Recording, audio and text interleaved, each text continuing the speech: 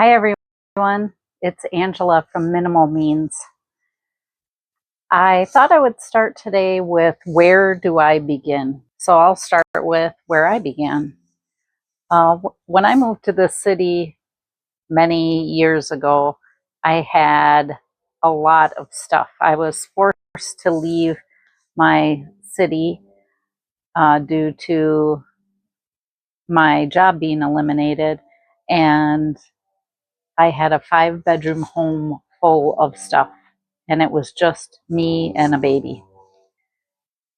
Obviously, I didn't need that big of a house, but I didn't realize it at the time. And when I moved to my new city for a new job, I rented a 2-bedroom apartment.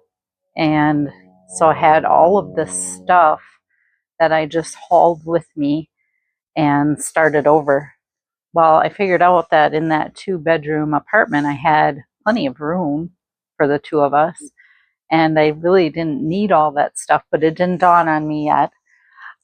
So I bought a house here after renting and carried all of that stuff with me. It took days to move all of these totes, carefully organized totes full of stuff, to my new house. And I lived like that for many years until about 4 years ago when I decided, I don't need all this stuff. Why do I have all these totes of things that I have not looked at in years since I moved? Obviously, I don't need them. And I started looking at minimalism and started following a couple people online. Um, I really like to watch The Minimal Mom and Joshua Becker. They're a couple of my favorites. And I figured out, wow, if I could just get rid of this stuff, my life would be so much simpler. So that's where I started from about 4 years ago.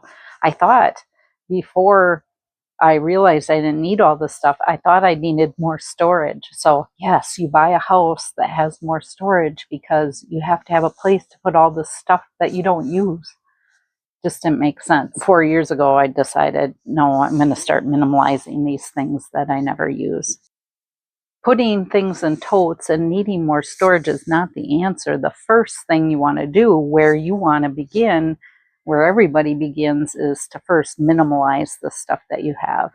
Only keep the things that you love and use every day. And that's where my journey began 4 years ago. And at that time, I went through my whole house, and now I'm taking passes through again because it's an ongoing process. I started that journey, and what I'm going to do each week is talk about some easy wins, we'll call them, things that are easy to go through, because you don't want to start with difficult things. You don't want to start with sentimental items. You don't want to start with pictures. You don't want to start with grandma's old hand-me-down stuff. You want to start with easy wins. And once you get a few of those under your belt, then you can tackle the harder things. But the easy things are things that you know that need work. So, for instance, I'm a big cook. I love to cook. I cook a lot. I realize that even though I cook a lot, I only need one spatula. I have one spatula I like. It's my favorite. I know where it is. If I need to use it again, I wash it. So I didn't need a drawer full of different spatulas. I needed one that I really liked. So keep the things that you love, keep the things that you like, and you'll appreciate them more, and get rid of everything else. So keep what you love. The goal is, you're each going to have your own goal, but one of the goals everybody probably shares is you want to know where your stuff is, number one. You don't want to be frustrated trying to look for the things that you need, and you don't need to be shuffling around all of this stuff in order to find what you need. So that's kind of a basic goal for everyone. Everyone is going to have a different goal. You may be doing it so you can spend more time with your family. You may be doing it because you want to free up the space in your mind. You may be doing it because it's easier to clean. Again, these are so many benefits that come from minimalizing. So in the coming weeks, I will have a segment called the Easy Wins. So the easy wins for this week, again, things that should be easy to go through and minimalize. Expired medications. So go through your medicine cabinet and get rid of expired medications or medications that you no longer need or are using. Extra bath towels. You only need 1 to 2 bath towels per person. You don't need a whole cabinet full of them. If you have guests, then you can factor that in to have an extra towel or two, routinely have guests.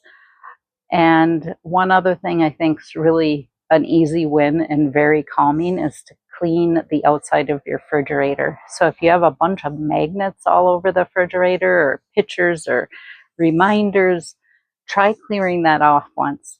See how much better it feels without the stuff on the outside of the fridge. So those are my 3 easy wins for this week. Again, expired medicines, extra bath towels, and the outside of the fridge. And then as we're doing this minimalizing, commit to not bringing more in. You can do all the minimalizing in the world, but if you continue to buy things you don't need, it's just going to be a revolving process. So commit to not buying any more stuff that you don't need. So thank you, everyone. Thank you for listening to me. Like, subscribe, and comment below. If you want me to cover a certain subject, put it in the comments. Thank you.